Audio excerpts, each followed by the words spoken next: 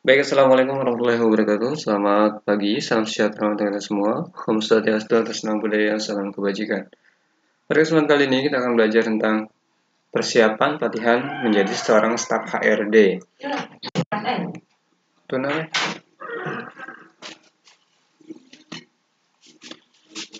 Itu penataan nih.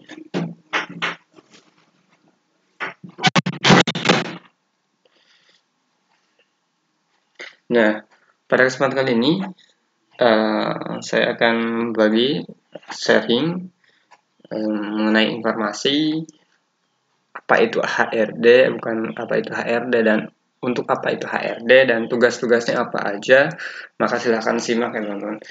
Oke, pada kesempatan kali ini kita akan membahas tentang pelatihan staf HRD yang tentunya dengan tema siap bekerja bersaing secara profesional.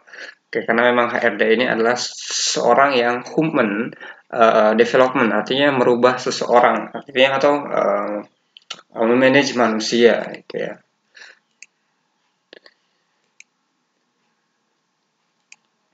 Nah, di sini pertama, pekerjaan seorang HRD, mungkin ini lebih ke admin HRD-nya, yaitu kearsipan atau filing ya.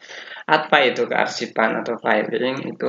Nah, filing itu kearsipan ya teman-teman. Jadi kita juga mungkin udah tahu bahwa mengarsip data ya, menyimpan dokumen ya, secara struktural, secara rapi, supaya apa? Supaya ketika kita mencari data itu tidak akan hilang gitu ya. Atau kita bisa juga taruh di internet, di scan dan sebagainya. Itu kita bisa bekerja dengan menggunakan internet atau teknologi di zaman sekarang untuk apa namanya? Uh, untuk mengarsip data gitu ya. Sekarang zaman udah canggih, kita bisa bekerja di mana saja. Kearsipan atau filing menurut siapa nih? IG Husanto, yaitu proses kegiatan mengurus atau mengatur ya arsip dengan pergunakan suatu sistem tertentu sehingga arsip dapat ditemukan kembali dengan mudah dan cepat bila waktu dibutuhkan. Nah, ini contohnya kelihatannya seperti ini, rapi berjejer di di lemari kabinet gitu ya, di bantek ya.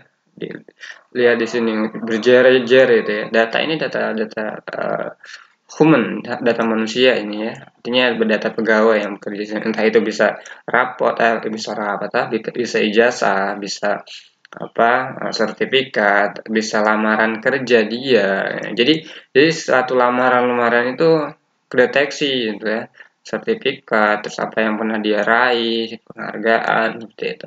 Nah, ini di sini tempatnya ataupun di sini gitu ya, mengenai ijazah atau filing absensi gitu ya, laporan absensi, laporan lembur, laporan apa gitu ya. Kita enak ketika kita memasukkan data seperti ini. Terus lagi ada di sini namanya filing arsip, seperti laporan lembur misalnya tadi itu ya, laporan apalagi namanya, laporan pegawai ya, rekrutmen misalnya. Ini misal data rekrutmen semuanya gitu ya, yang diambil gitu ya, yang lolos gitu ya, yang nggak lolos di mana gitu ya, seperti itu.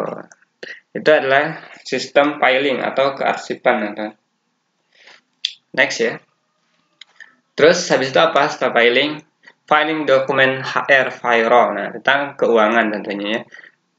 Kita ini lebih pengertian sistem HR dan payroll adalah sistem administrasi yang memberikan keluasan bagi perusahaan untuk mengelola dan memproses gaji karyawan secara langsung. Jadi HRD itu dia mengelola juga, artinya bukan mengelola dia manfaatkan untuk dirinya sendiri, enggak gitu ya, tapi untuk memberikan keleluasan bagi perusahaan untuk mengelola dan memproses gaji karyawan secara langsung.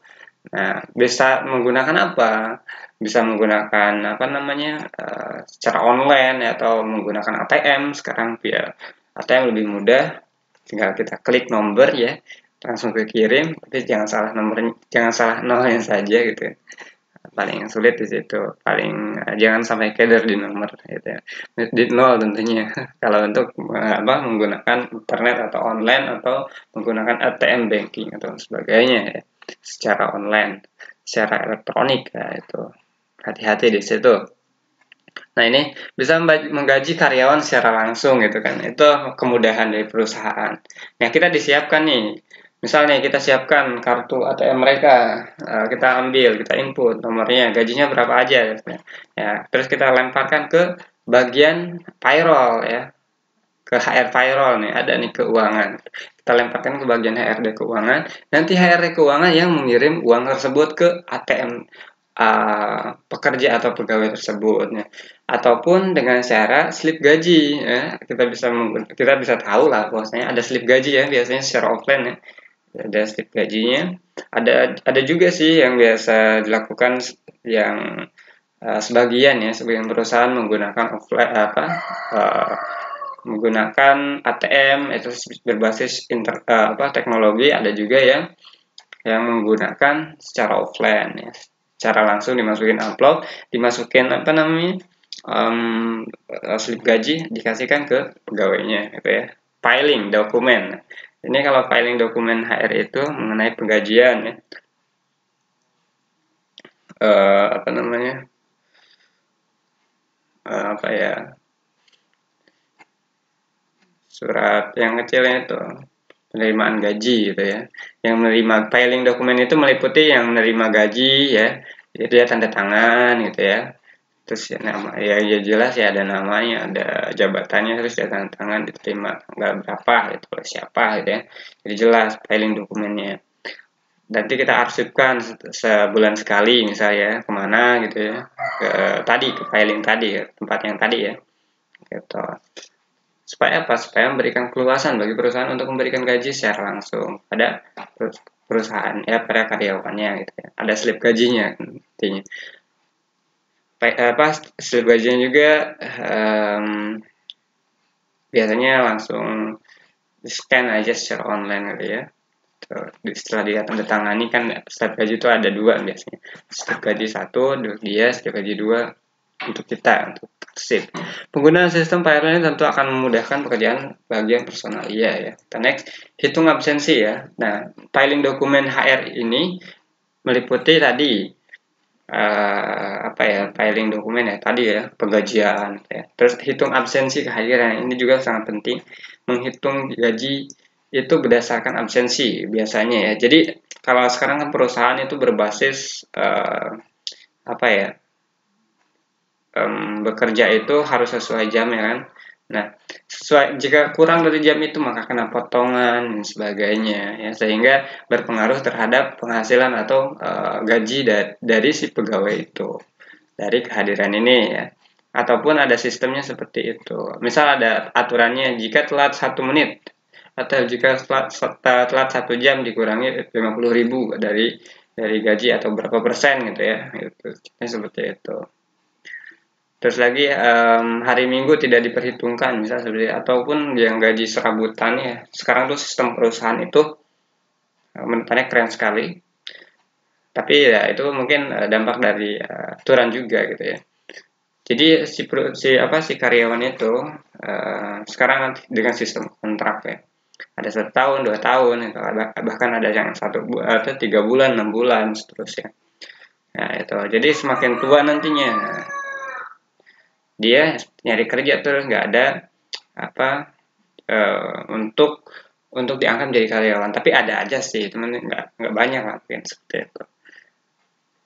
Itu dari hitung absensi kehadiran ini sangat penting. Untuk absensi kehadiran ini meliputi lembur ya, terus lagi penggajian gitu ya, pengurangan penggajian atau potongan gajian karena hitungan absensinya kurang ya, karena mungkin ada ketelatan dan sebagainya, sehingga berpengaruh terhadap gaji yang diterima oleh si pegawai tersebut. Okay, next. Jam kehadiran adalah komponen administrasi karyawan yang utama. Ya, ini adalah yang utama tentunya ya. Karena kita bisa lihat dari gajinya, ketika gajinya kecil berarti absensinya itu banyak yang telat ataupun banyak nggak masuk gitu, seperti itu. Karena memang harus ada absensi kehadiran untuk apa? Supaya mengantisipasi si karyawan itu telat, ataupun ketika gajinya itu kecil itu. Jadi mereka juga paham tahu. Makanya jadi di aturan juga harus ada jelas ketika kurang masuk jam telat jam berapa jam berapa harus tertera di aturan pegawai sehingga mereka bisa apa namanya bisa paham gitu, bisa mengerti. Nah biasanya hitungan absensi kehadiran ini sekarang bisa secara online dengan teknologi tentunya. Kita bisa menggunakan fingerprint ya. Waktu dulu saya menggunakan fingerprint apa kita harus mengambil datanya itu menggunakan flash disk, tapi adminnya emang saya waktu itu. Jadi mudah, dipermudah dengan alat teknologi itu. Kita tahu siapa nih yang masuknya jam siang gitu ya, siapa yang telat gitu ya, siapa yang lebih awal ya gitu tahu. Sehingga ketika ada promosi um, apa namanya uh, penghargaan ya, reward ya, orang dari absensi yang pertama gitu ya. Di sini akan tersimpan dalam mesin absensi selanjutnya akan diproses diakumulasikan oleh bagian payroll. Nah, jadi ketika dari mesin absensi ini, nah dia akan memproses data itu untuk merekap lembur ya, terus lagi merekap jam kerja gitu ya. Kurang nggak sih jam kerjanya? Lebih nggak sih jam kerjanya? Kalau lebih berarti kan lembur gitu ya. Karena ini terkait dengan perhitungan tunjangan tidak tetap yang didasarkan pada absensi dan upah lembur seperti uang makan dan transport ya. Kalau memang ada di jabatan yang paling tinggi memang ada uang makan, bukan uang makan ya, transport ya seperti itu. Kalau jabatannya semakin tinggi makin banyak tunjangannya istilahnya. Nah, kita juga harus lebih jeli di situ. Jam lembur. Nah, di sini filing dokumen juga kita termasuk harus merekap dan mendokumentasikan jam lembur. Artinya jam lembur itu data yang udah kita buat untuk proses pengajuan lemburan ya ke perusahaan gitu. Sehingga kita memiliki datanya gitu ya, data berupa fisik dan secara online non fisik, artinya soft file dan hard file gitu ya. Oke, tunjangan lembur merupakan salah satu komponen penambah penghasilan karyawan yang masuk dalam perhitungan gaji karyawan. Proses terhitungnya yang cukup rumit, yaitu berdasarkan jam kerja dan upah per jam. Nah, jadi memang per jamnya berapa sih lembur di sana gitu kan, atau di perusahaan mana gitu ya. Nah itu dari jam lembur. Dari tadi, misalnya kita masuk jam kita bekerja itu 8 jam per hari itu ya. Nah, ketika melebihi dari jam kerja maka itu masuk lembur gitu ya. Walaupun itu perusahaannya udah memiliki sistem itu. Tapi untuk staff itu biasanya jarang lembur ya, ada aja sih. Pemeriksaan SKD, nah ini lebih ke rekrutmen ya, pemeriksaan SKD, pemeriksaan kayak berupa ijazah ya, pemeriksaan surat kelengkapan pelamar bekerja gitu, surat pemeriksaan SKD, seleksi ya, kompetensi dasar gitu ya. Ini termasuk proses seleksi. Nah, proses seleksi ini, seleksi kompetensi dasar adalah ujian pertama yang berisi soal-soal pengetahuan dasar yang perlu diketahui oleh seorang calon pegawai. Nah, jadi pemeriksaan SKD ya, pemeriksaan SKD ini meliputi pemeriksaan ijazah, pemeriksaan data dirinya ya, sesuai nggak sih anak ini, pemeriksaan kurikulum vitae, benar nggak sih maksudnya apa aja sih dia keahliannya gitu ya, skillnya apa saja gitu ya. Ini termasuk ke proses seleksi gitu. Dan pemeriksaan termasuk ke pemeriksaan itu dibagi dua, dibagi tiga kan. Pertama pemeriksaan administrasi, oke, yang utama nih. Kedua pemeriksaan intelektual ya, kecerdasan, skill itu ya. Terus lagi pemeriksaan tadi udah skill, terus lagi administrasi dan pemeriksaan psikologinya, tapi ke diri pribadinya, keseluruhan tentang tubuh dia atau tentang pemikiran dan sebagainya. Gitu ya, pemeriksaan SKD itu ya. Tadi, oke, kita lanjut. Nah, di sini ada contoh pemeriksaan SKD ketika suatu perusahaan atau CPNS ya ini ya. Pemeriksaan ini bisa meliputi pemeriksaan seragam, ATK, kesiapan calon pegawai, dan lembaran soal. Ini lebih singkat kalau untuk yang CPNS ya.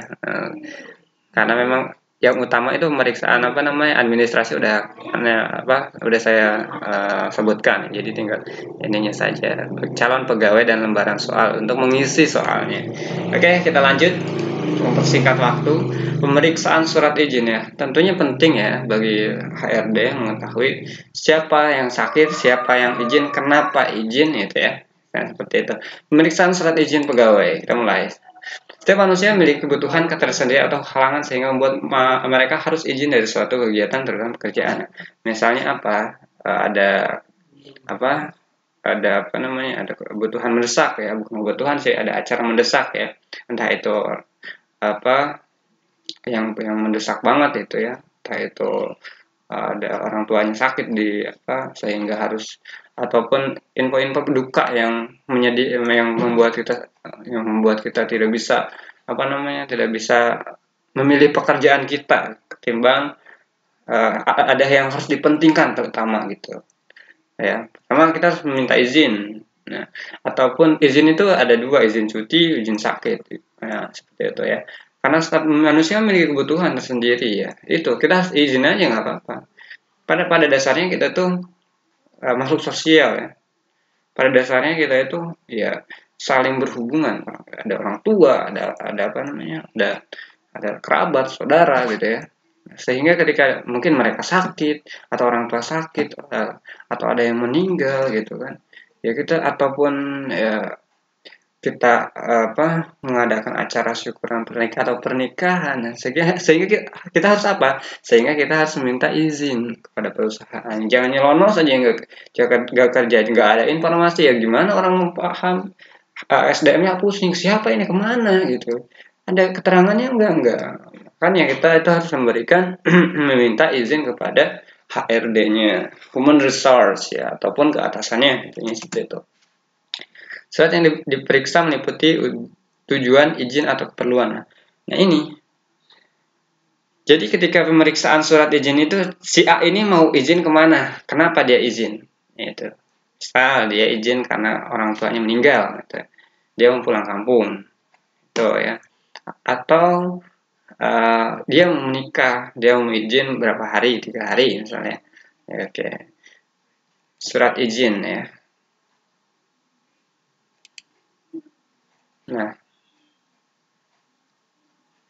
kembali ke surat izin. Surat izin itu ada dua ya. Surat izin menikah itu udah pasti kita libur 3 hari 4 hari itu kalau menikah di perusahaan ya. Izin biasa itu ya kayak orang keluarga ya, acara meninggal dan sebagainya ya, dan sebagainya. Surat izin sakit juga termasuk itu, izinnya sakitnya kenapa gitu ya. Terus lagi ya sakitnya apa, panas, sudah berapa hari misalnya sakitnya gitu ya. Pemeriksaan cuti. Nah, kita bisa membedakan antara izin dengan cuti. Kalau cuti adalah pemberian kesempatan untuk libur selama setahun, itu berapa hari misalnya seperti itu. Misal dalam suatu perusahaan karyawan itu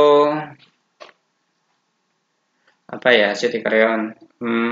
Misal dia itu selama setahun dia memiliki jatah cuti itu 2 minggu misalnya, berapa hari ya, 2 minggu atau selama 14 hari dalam 1 tahun, atau setengah tahun ya, 6 bulan gitu ya.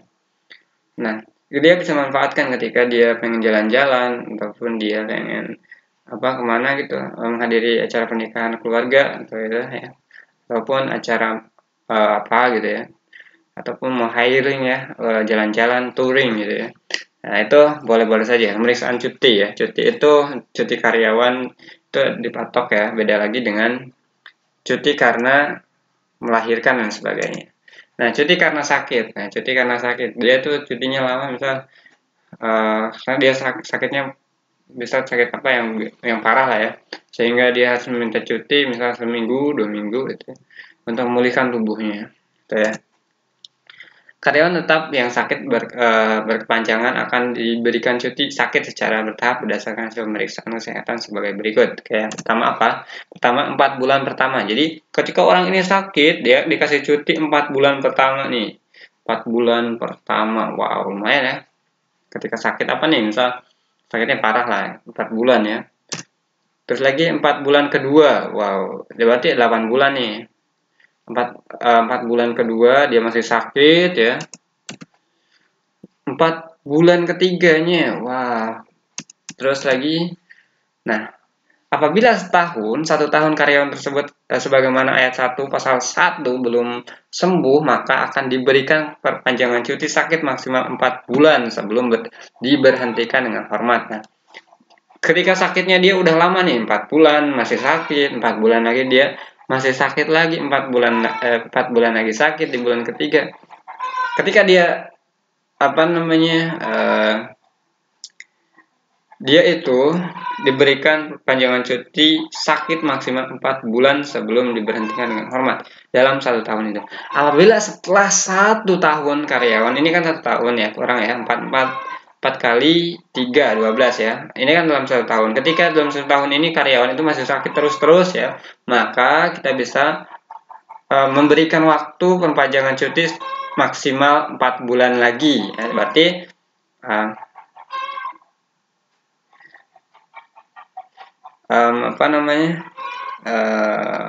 diberikan waktu 4 bulan lagi sebelum diberhentikan dengan ketika masih sakit ya udah kita berhentikan dengan hormat. Berarti totalnya adalah 4 kali 4 16 bulan. Nah, oke ya. Penghasilan karyawan tetap yang sakit berkepanjangan yang dimaksud ayat 1 dan 2 pasal ini diberikan penghasilan sesuai pasal 25 peraturan ini. Nah, jadi yang sakit ini masih dapat penghasilan enggak ya? Masih dapat. Dia masih dapat gaji. Tapi disesuaikan dengan peraturan pasal 52 itu ya. Oke, kita cek pasalnya. Apabila setelah mendapatkan perpanjangan sebagaimana ayat 2 pasal ini, karyawan tersebut belum sembuh, maka akan diberhentikan dengan hormat sebagai karyawan universitas atau universal. Kali ya, ini salah. Udah lah. Udah ya. Nah, pemeriksaan cuti. Nah, ini pemeriksaan cuti ini istirahat karena melahirkan atau guguran. Ketika cuti melahirkan atau menikah ya sama aja, atau keguguran atau sakit lah ya dalam kandungan, itu bisa minta cuti juga. Kadang perusahaan memberikan cuti itu 4 bulan kah atau 3 bulan kah untuk perempuan yang melahirkan atau yang sakit atau keguguran seperti itu. Karyawan perempuan berhak memperoleh istirahat selama 1,5 bulan. Oh, sorry ya, 1,5 bulan. Jadi 1 bulan setengah. Untuk masa cuti selama melahirkan. Sebelum saatnya melahirkan anak dan 1,5 bulan sesudah melahirkan. Oh iya, kata-kata benar. 3 bulan ya. Jadi 3 bulan ketika perempuan itu melahirkan, cutinya selama 3 bulan, oke ya. 3 bulan lama juga ya teman-teman. Oke, next. Karyawan perempuan yang mengalami guguran kandungan berhak memperoleh istirahat setengah bulan, 1,5 bulan, atau sesuai dengan surat keterangan dokter kandungan atau bidan. Nah, jadi yang keguguran dia bisa diberikan waktu cuti 1,5 bulan ya, atau itu dari perusahaan ya, atau sesuai dengan surat keterangan dari dokter yang rumah sakit keluarkan ataupun dari bidan bisa itu ya. Nah, jadi ini tidak terbatas kalau untuk yang keguguran karena memang pemulihan stamina itu penting kan ya. Masa baru juga 1,5 bulan ya, 1,5 bulan dia sakit itu kan dia langsung kerja. Kalau kuat oke, tapi kalau ketika dokter memberikan surat keterangan minimal 3 bulan ya udah. Berarti cutinya itu 3 bulan. Gitu teman-teman ya. Oke, next. Apabila istirahat karena melahirkan atau keguguran sebagaimana dimaksud ayat 1 dan 2 pasal ini maksudnya bersamaan dengan cuti kolektif. Maka istirahat karena melahirkan atau keguguran maka cuti kolektif tersebut tidak diperhitungkan. Nah, jadi tidak diperhitungkan di sini adalah cuti kolektif, maka istirahat karena melahirkan atau keguguran maka cuti kolektif tersebut tidak diperhitungkan.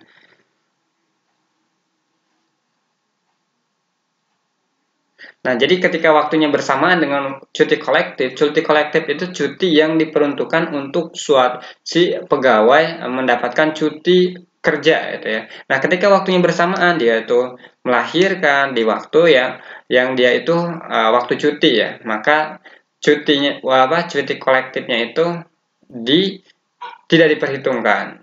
Nah, tidak diperhitungkan ya. Maka cuti kolektif tersebut tidak diperhitungkan. Oke ya, next.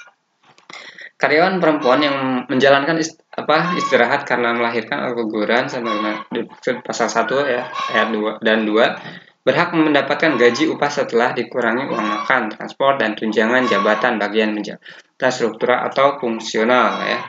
Bagi yang menjabat jabatan struktural atau fungsional. Nah, untuk jabatan yang tinggi ya, struktural atau fungsional, jabatan bagi yang menjabat jabatan struktural dan fungsional. Iya, karena memang jabatan yang kayak operator itu tidak mendapatkan tunjangan jabatan ya.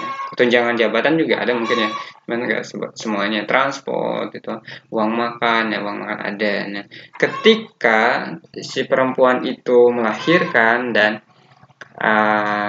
atau keguguran, dia tetap berhak mendapatkan gaji setelah dikurangi uang makan, uang transport, dan tunjangan jabatan.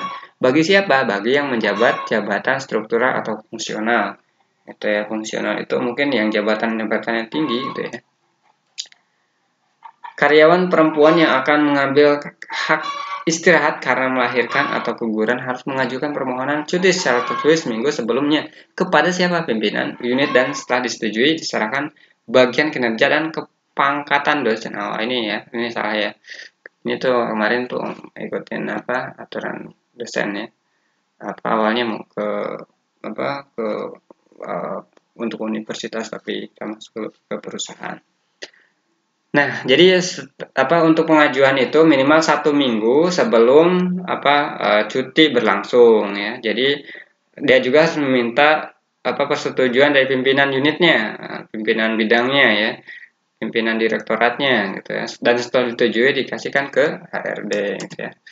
Oke, karyawan perempuan yang telah mengakhiri istirahat karena melahirkan atau keguguran diwajibkan melaporkan diri kepada pimpinan unit dan Biro Sumber Daya Manusia untuk bertugas kembali gitu ya. Intinya kepada unit pimpinannya ya. Jadi jika dia itu udah fit, udah kembali fit ya, maka ditelepon tuh atau dihubungi, dikabari si pimpinan unit, saya udah habis masa cutinya, saya akan masuk bekerja sekarang. Nah, ketika dia silahkan gitu ya, oke langsung. Intinya menghubungi pimpinan unitnya. Nah, masih tentang pemeriksaan cuti, di sini ada cuti tahunan. Setiap karyawan yang telah bekerja sekurang-kurangnya 1 tahun secara tertulis menulis berhak atas cuti tahunan selama 12 hari kerja dalam 1 tahun akademik. Nah, berarti dalam 1 tahun ini suatu karyawan berhak mendapatkan cuti 12 hari bukan dari libur ya, ini cuti khusus gitu ya, 2 minggu ya, 2 minggu kurang ya, 2 minggu juga ya, 12 hari dalam 1 tahun. Cuti tahunan yang dimaksud ayat 1 asalnya diatur sebagai berikut. Pertama, cuti kolektif diambil pada saat Hari Raya Idul Fitri. Nah, ini cuti kolektif. Cuti kolektif diambil pada Hari Raya Idul Fitri. Nah, misal ya semuanya di hari raya itu semuanya libur, perusahaan libur, ataupun di hari-hari raya lainnya gitu ya. Perusahaan meliburkan semua karyawannya, ataupun ada yang mau lembur ya silahkan ya itu ya. Itu termasuk ke cuti kolektif. Cuti yang berdasarkan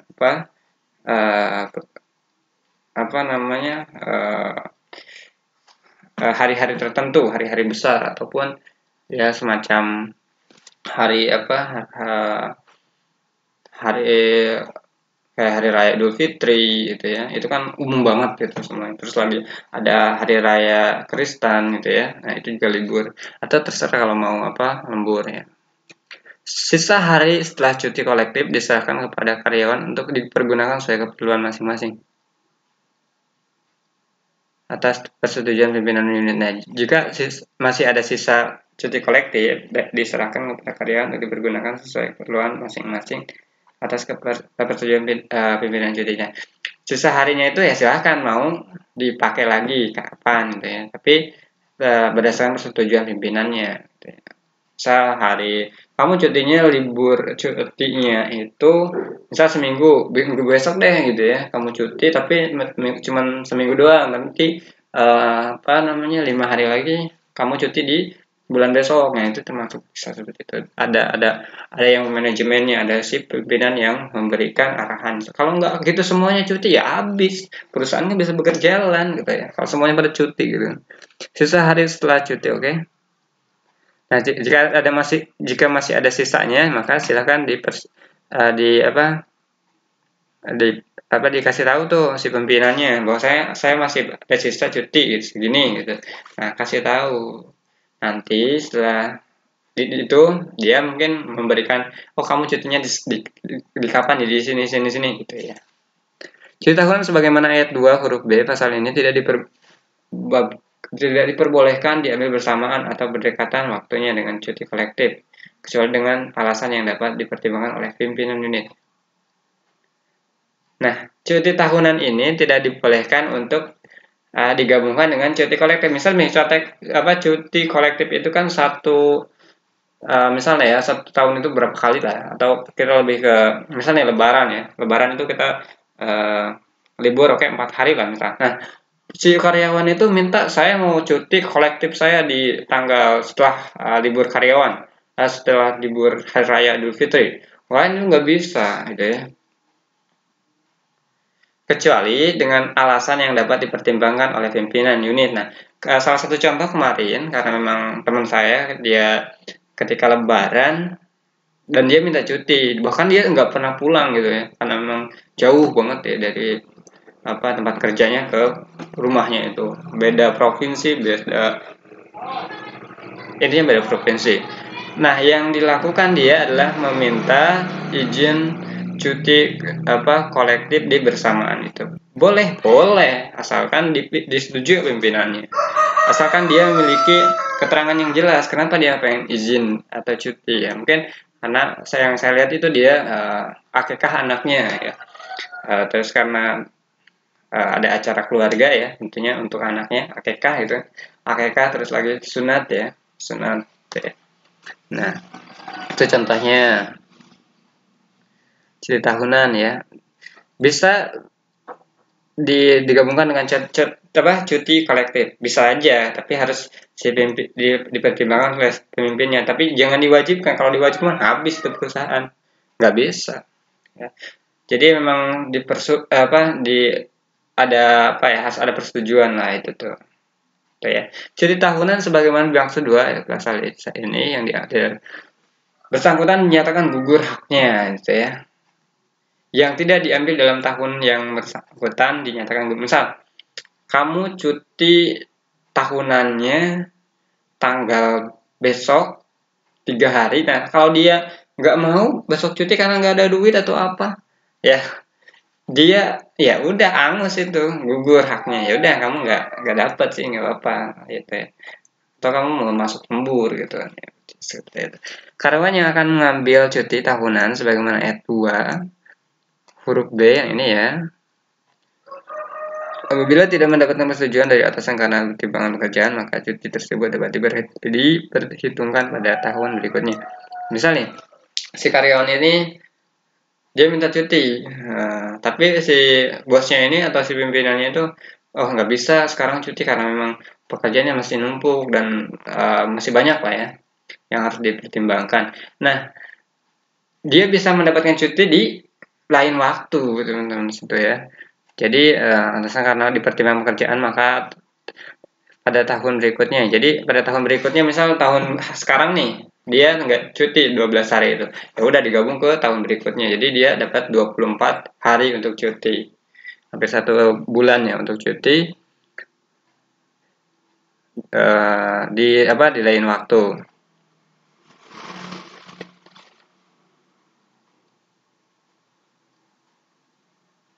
Maka cuti tersebut dapat diperhitungkan pada tahun berikutnya. Total maksimal akumulasi adalah 12 hari kerja dan sisanya dinyatakan hangus. Oke, seperti itu.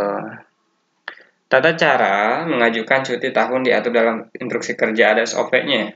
Ya, kita ngikutin SOP, aturan-aturan untuk meminta cuti tahunan gitu ya. Ya udah sesuaikan aturannya. Karyawan yang menjalani cuti tahunan yang dimaksud ayat 2 harusnya diberikan gaji upah. Nah, tetap perusahaan akan memberikan gaji kepada orang yang Yang cuti tahunan, nggak apa-apa. Perusahaan itu masih menggaji. Pemeriksaan cuti ya. Ada cuti besar nih. Apa cuti besar? Setiap karyawan telah bekerja sekurang-kurangnya 5 tahun secara terus-menerus dan setiap kelipatan 5 tahun berikutnya berhak atas cuti besar selama 1 bulan kalender. Jadi dia itu udah lama dia bekerja selama 5 tahun di sana. Nah, berarti cuti dalam 1 tahunnya itu berapa? Yaitu 1 bulan. Ya. Nah, tahun berikutnya berhak atas cuti selama 1 bulan kalender. Jadi gini, dia bukan 1 tahun sekali, tapi kelipatan 5 tahun berikutnya. Oke. Setiap karyawan yang telah bekerja kurang lebih 5 tahun secara terus-menerus dan setiap kelipatan 5 tahun berikutnya berhak atas cuti besar selama 1 tahun, 1 bulan kalender. Jadi hitungannya gini, jadi misalnya karyawan ya bekerja sudah 5 tahun, nah tetap dia 1 tahun itu dia mendapatkan cuti selama 12 hari.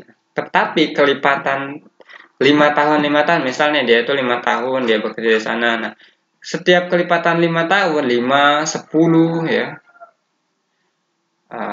Kelipatan 5 10. Nah, ketika udah nyampe 10 tahun, maka dia mendapatkan cuti 1 bulan ya. Ketika 5 tahun lagi dia bekerja, artinya di tahun ke-15 dia mendapatkan 1 bulan cuti ya. Lumayan banget ya, karena memang udah tua juga dong kalau kayak gitu.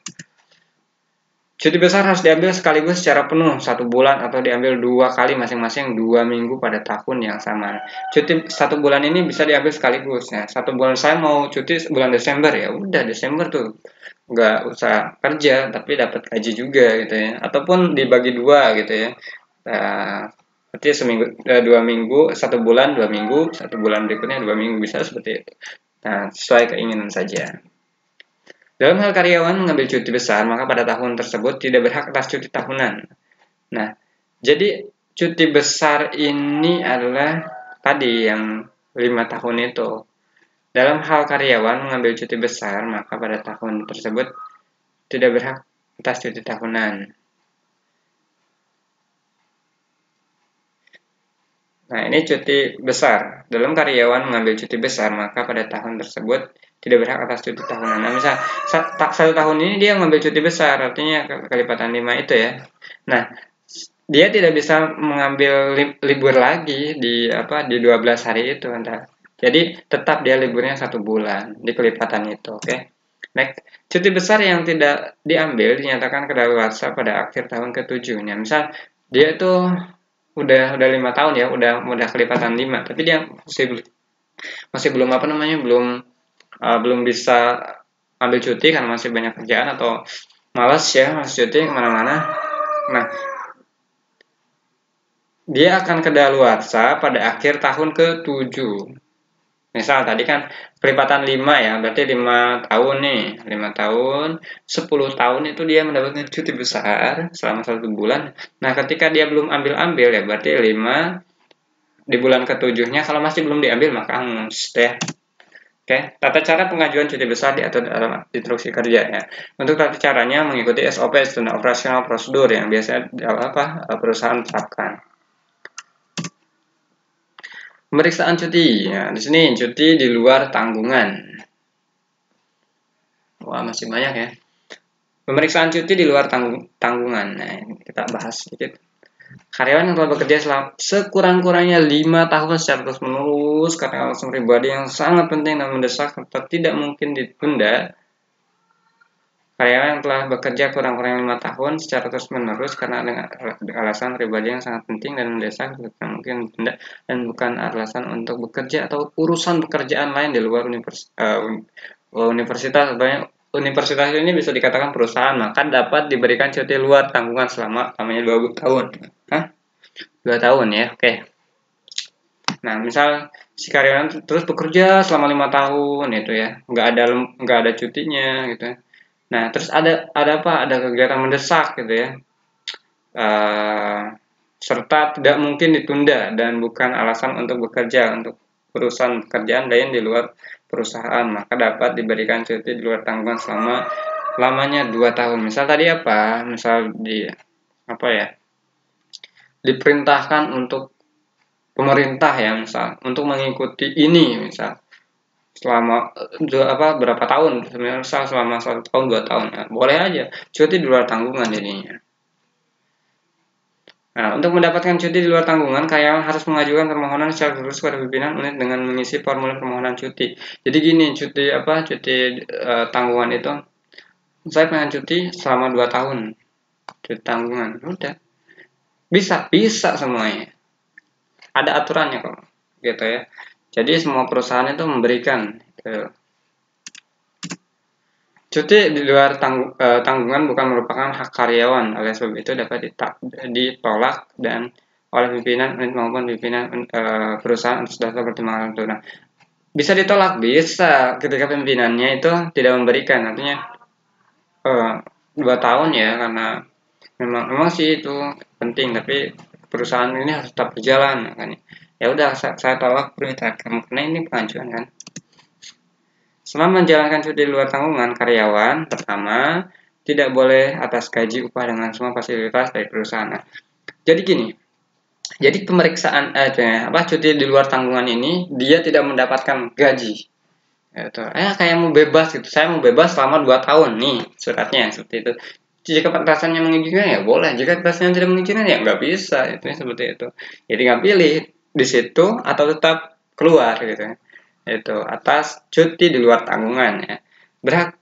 Tidak berhak atas gaji. Dia tidak bisa mendapatkan gaji dari perusahaan itu. Masa kerja tidak diperhitungkan. Nah, misal nih, dia udah 2 tahun tadi ya, cuti di luar tanggungan itu dia tuh 2 tahun cuti di luar tanggungan. Masa kerjaan yang 2 tahun itu dia tidak diperhitungkan ya. Jadi ya anggap aja waktu dulu dia kerja misal udah 7 tahun. Dia cuti di luar tanggungan 2 tahun. Nah, harusnya 7, 8, 9 ya. 9 tahun. Tetap aja 7 karena nggak dihitung ya, masa kerja tidak diperhitungkan. Bila selama cuti di luar tanggungan karyawan terbukti bekerja di instansi atau perusahaan lain, maka dinyatakan mengundurkan diri. Jika dia itu minta cuti di luar tanggungan, tapi dia malah bekerja di perusahaan lain, itu dia minta atau dinyatakan mengundurkan diri atau digugurkan kalau terbukti ya, kalau kita melihat gitu ya. Karyawan telah selesai menjalankan cuti di luar tanggungan diwajibkan melaporkan diri kepada pimpinan dan pimpinan perusahaan untuk aktif kembali. Jadi menghubungi ya, melaporkan ya. Nah, bahwasanya saya udah ada di Indonesia, misal saya mau kuliah di luar negeri 2 tahun ya, cuti di luar tanggungan. Ya udah diizinin, ya udah saya pergi keluar selama 2 tahun, saya balik lagi ke perusahaan itu. Tuh ya. Bisa kalian minta cuti di luar tanggungan, bisa, khususnya kalian yang lagi kuliah misalnya, ataupun kalian yang ingin berkeinginan untuk kuliah. Saya ingin minta cuti di luar tanggungan selama 3 tahun karena memang saya sedang saya ingin kuliah ini seperti itu di luar negeri misalnya, cantumkan aja alamatnya seperti itu ya. Next, apabila diwajibkan melapor ke sebagian ayat 5 tadi ya, ayat 5, pasal ini tidak dilakukan maka karyawan yang bersangkutan menyatakan mengundurkan diri. Jadi ketika dia tidak melapor, ini udah 2 tahun dia tidak melaporkan diri, maka dia dinyatakan menggugurkan diri gitu ya. Oke, next. Pemeriksaan cuti. Nah, izin tidak masuk dengan kerja dengan mendapatkan gaji upah. Pemeriksaan cuti di sini adalah pemeriksaan cuti ya. Ya, izin tidak masuk kerja dengan mendapatkan gaji upah ya. Karyawan, nah izin masih tentang cuti tadi ya, tentang apa? Izin tidak masuk kerja dengan mendapatkan gaji upah. Karyawan diperkenankan untuk izin tidak masuk kerja karena hal-hal sebagai berikutnya. Pertama apa? Sakit diberikan kepada karyawan. Ya, tentunya ketika sakit dia harus menyerahkan keterangan sakit dari dokter. Ya. Karyawan menikah diberikan izin selama 3 hari. Ya. Nah ini tetap digaji. Ketika dia jelas dia sakit, dia ada uzur ya, ada halangan untuk bekerja karena ada kegiatan acara menikah di pernikahan itu 3 hari. Menikah anak diberikan izin selama 2 hari. Nah jika anaknya itu menikah maka diizinkan 2 hari. Kehitanan anak diberikan 2 hari. Ya.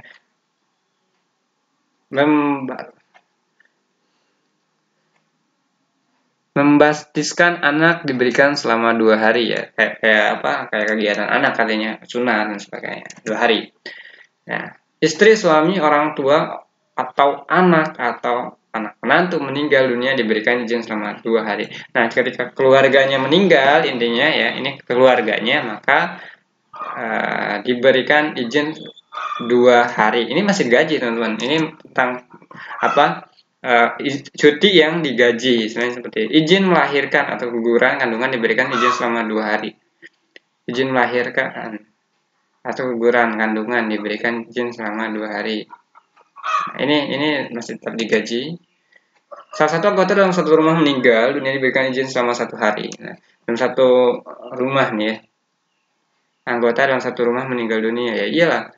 Kenapa kita harus memberikan izin kepada orang ini, apalagi ketika ada orang yang meninggal, entah itu saudaranya atau keluarganya, itu sangat menyakiti hatinya. Ketika kita kerja kan nggak akan fokus ya. Ketika dipaksa ya, itu mungkin zolim itu ya, karena uh, itu hak cuti orang gitu ya, karena harus berduka cita, harusnya sakit lah ya, sedih, masa bekerja yang nggak akan benar. Biar lu itu ya. Nah, itu salah satu anggota dalam satu rumah meninggal dunia diberikan izin selama 1 hari. Keperluan dengan alasan sangat penting atas persetujuan pimpinan untuk diberikan izin maksimal 3 hari dalam 1 tahun. Nah, ini persetujuan pimpinan unit diberikan izin maksimal 3 hari ya dalam 1 tahun ini. Contohnya apa nih? Izin apa ya tadi? Ini di luar dari izin yang digaji ya, misalnya izin menjenguk saudara gitu ya. Jadi saudara kemana gitu ya? Tuh dikasih izin 3 hari dalam 1 tahun. Hal-hal sesuai dengan Undang-Undang Nomor 13 Tahun 2003 apa itu? Izin tidak masuk kerja sebagaimana ayat 1 huruf A sampai dengan huruf I, pasal ini karyawan diberikan gaji upah penuh. Nah, jika izin tidak masuk kerja sebagaimana ayat 1 yang tadi ya, karyawan diperkenankan untuk tidak masuk kerja ya. Pasal 1 ketika anaknya meninggal atau menikah ya, karyawan menikah, kehitanan ya. Apalagi gitu ya tentang berhubungan dengan keluarga, maka dia tetap mendapatkan gaji. Itu ya, mendapat berdasarkan Undang-Undang Nomor 13 Undang-Undang Nomor 3 Nomor 13. Izin melebihi dari ketentuan dari ayat 1 huruf sampai dengan huruf I, pasal ini diperhitungkan sebagai cuti tahunan. Jadi lebih dia ngambilnya, ya udah kita masukkan ke cuti tahunannya gitu ya. Cuma sehari paling atau 2 hari gitu ya. Untuk mendapatkan izin tidak masuk kerja, karyawan mengisi formulir permohonan izin. Nah, untuk mendapatkan izinnya itu ya tetap si karyawan tetap dia harus datang dan meminta dan mengisi formulir permohonan izinnya. Ada salah satu contoh, karena mungkin kurangnya pemahaman ya, ketika memang nggak ada cuti tahunan atau apa gitu ya, dia itu jarang pulang, bahkan ketika lebaran pun nggak pulang gitu. ada satu ketika anaknya itu di rumahnya ya, dia melahirkan enggak, dia enggak ikut gitu ya, enggak datang gitu ya. Terus lagi apa namanya, ada satu ketika anaknya udah gede, disunat ya, dihitankan, maka dia izin saya debat di sana karena nggak tahu pemahaman ini kurangnya itu. Kalau orang yang tahu ya diam-diam aja. Orang itu kalau kadang orang itu nggak mau apa berdebat, malas. Rekap, cross check absensi karyawan ini sangat penting. Rekap absensi dari tanggal 1 sampai 30 hari itu berapa hari dia izin, atau berapa hari dia sakit, atau berapa hari dia nggak masuk, atau berapa hari dia telat gitu untuk pencatatan ya. Oke, bisa dalam 1 tahun atau bisa dalam 1 bulan, dalam 1 semester. Oke, cross check yaitu memeriksa kembali absensi kehadiran karyawan agar tidak salah dalam rekap ya. Kita harus cross check ya, supaya tidak ada kesalahan. Masa orang masuk dianggap gak masuk kan, gak ini kalau logis kan. Menangani BPJS ketenagakerjaannya. Kalau untuk masalah ini teman-teman juga tahu lah, mungkin kalaupun di organisasi, di suatu perusahaan ada yang namanya EDABU. EDABU itu untuk apa? Untuk BPJS untuk organisasi itu, untuk perusahaan. Di EDABU itu kita tinggal masukkan orang-orangnya yang mau BPJS, yang dimasukkan udah BPJS-nya. Nah, nantinya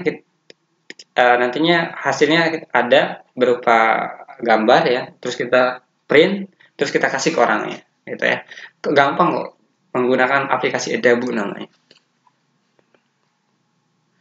Terdapat 4 cara untuk daftar BPJS ya, informal atau peserta bukan penerima upah ya. Udah, ini nggak usah dijelasin ya.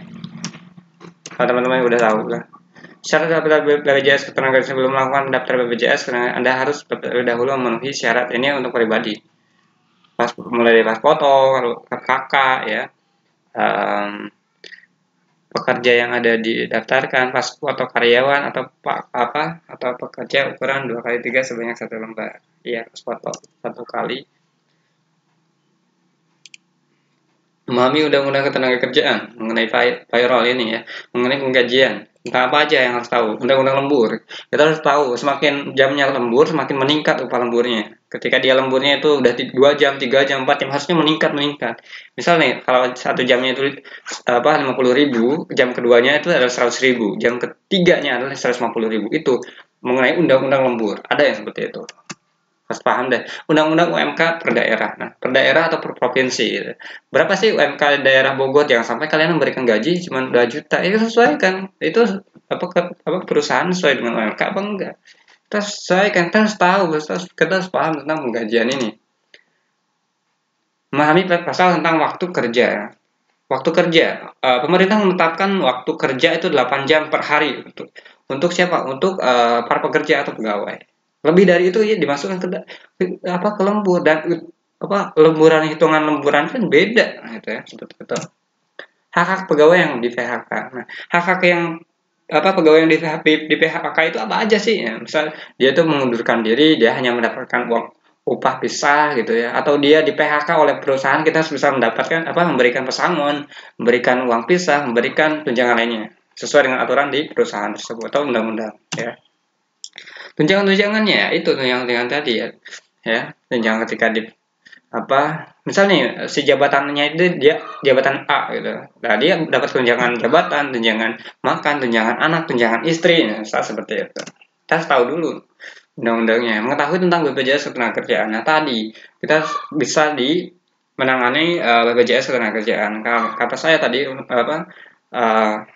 membuat suatu BPJS ketenagakerjaan di dalam suatu perusahaan itu kita bisa menggunakan aplikasi namanya EDABU. Tetap kita berkonsultasi atau kita bekerja sama dengan kantor BPJS terdekat. Takutnya ada kesalahan, kita tinggal berangkat ke sana. Oke. Janji HT, jaminan hari tua. Nah, kita juga harus tahu jaminan hari tua yang diberikan itu berapa oleh perusahaan, gitu ya. Ya, jangan sampai perusahaan itu diem aja. Tahu-tahu ini mah kayak dikasihnya gitu kan. Jangan seperti itu. Sesuaikan dengan masa kerjanya. Misalnya dalam 1 tahun ini, atau ketika karyawan udah bekerja di sini selama 1 tahun, maka dia mendapatkan JHT selama 20%. Misalnya 3 tahun, 4 tahun, 10 tahun dia mendapatkan berapa persen. Sesuaikan itu.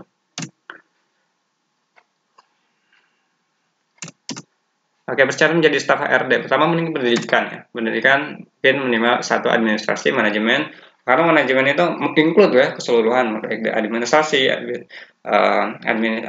ADM minimal satu administrasi ya karena untuk staf HRD.